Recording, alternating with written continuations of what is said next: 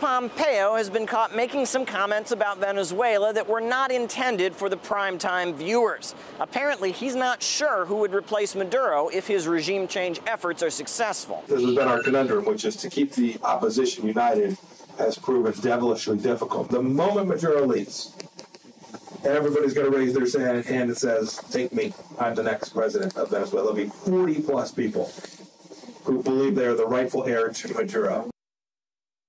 Pompeo was pretty clear about the fact that this discussion was not meant for public consumption. Somebody's probably got a tape recorder on, so I won't say. This is what America's top diplomat said at the United Nations when the lights were on him and the cameras were rolling. Now we have a new leader, Juan Guaido, in Venezuela, who has promised to bring elections and constitutional order back to Venezuela and security back to the region. We cannot delay this critical conversation, which has the world's attention. For the sake of Venezuela and the region, we must support the Venezuelan people and do so right now.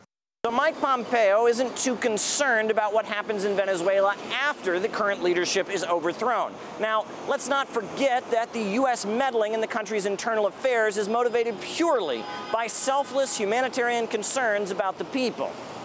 So after regime change, there are 40-plus contenders who will then fight it out for power. Now, does that remind you of any recent events in current history? Take, for example, the U.S. invasion of Iraq. Dick Cheney said that it would go well.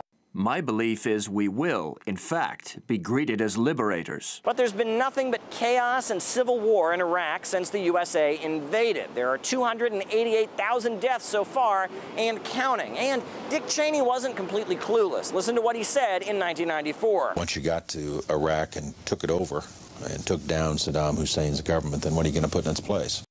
Or take Libya. Hillary Clinton was delighted to hear that Gaddafi had been put to the sword. We came, we saw, he died. But now even Barack Obama admits that toppling the Libyan government didn't come with a game plan for what happens next. What he considers his worst mistake as president? Probably failing to plan for the day after what I think was the right thing to do in intervening in Libya. But who needs planning, right? After all, the people of Venezuela would probably love to have their homeland go the way of Iraq and Libya.